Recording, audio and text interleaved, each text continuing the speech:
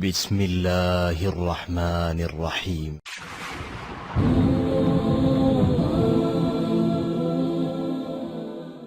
بنت صلاح الدین نے کراچی سے پوچھا، وہ یہ کہتی ہیں کہ کوئی ایسی خاتون ہے جس نے اعلیٰ تعلیم حاصل کر لی ہے، تو کیا ایسی خاتون کہیں تدریس کر سکتی ہے؟ اس کے لیے تعلیم کرنا زیادہ بہتر ہے یا وہ گھر میں کام کاج کر کر ہی گھر کے اندر چار دیواری میں محدود رہے؟ بسم اللہ الرحمن الرحیم۔ خواتین کے لیے تدریس یا ٹیچنگ کے بارے میں جو اصول ہے کہ اگر وہ ٹیچنگ ایسے شعبے سے تعلق ہے اس ٹیچنگ کا کہ اس میں ایک امت کو ایک بہت بڑا فائدہ ہونے کی توقع ہے، مثال کے طور پر خاتون کسی خاص شعبے میں ماہر ہیں اور وہ پڑھا بھی لڑکیوں کو رہی ہیں، اور یہ بھی ہے کہ اگر اس قسم کی خواتین ٹیچنگ کا شعبہ اختیار نہیں کریں گی اور تدریس نہیں کریں گی تو لڑکیوں کو پھر میل ٹیچر پڑھائیں گے، جو کہ ایک ظاہر ہے بہت ہی ناپسندیدہ کام ہے، شریعت اس کو پسند نہیں کرتی۔ تو اس قسم کی خواتین کے لیے اس قسم کے موضوعات پہ ٹیچنگ کرنا یہ جائز ہے، اور نیت اگر اچھی ہو تو نہ صرف جائز بلکہ باعث ثواب ہے۔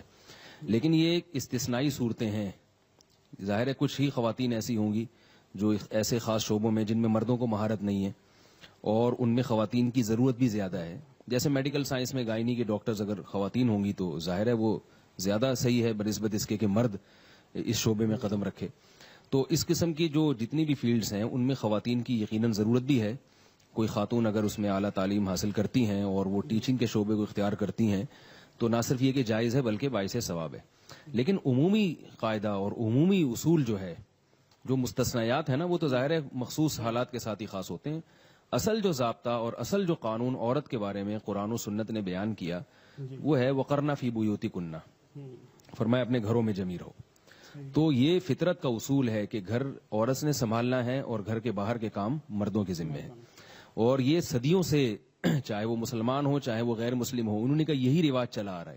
اب چونکہ ترقی ہو گئی ہے اور لوگوں نے اپنی آرا کو چینج کیا اور اس کی بنیاد پر بعض اچھے کام ہوئے اور بعض یعنی اپنی عقل کا بیجا استعمال کر کے بہت سے لوگوں نے فطرت سے بغاوت بھی کی ہے۔ تو یورپ نے فطرت سے بغاوت کی اور نتیجہ یہ نکلا ہے کہ مرد اور عورت دونوں کو گھروں سے باہر نکال دیے۔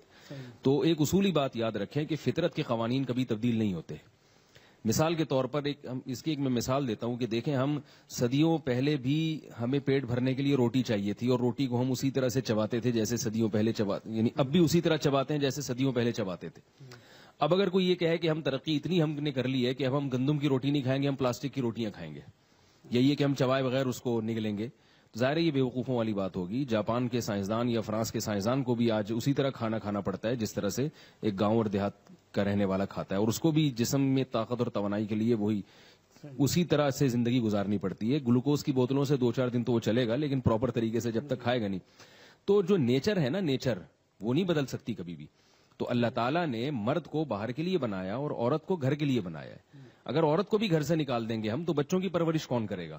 نئی نسل کی حفاظت کون کرے گا؟ اور ان بچوں کو ماں چاہیے گھر میں۔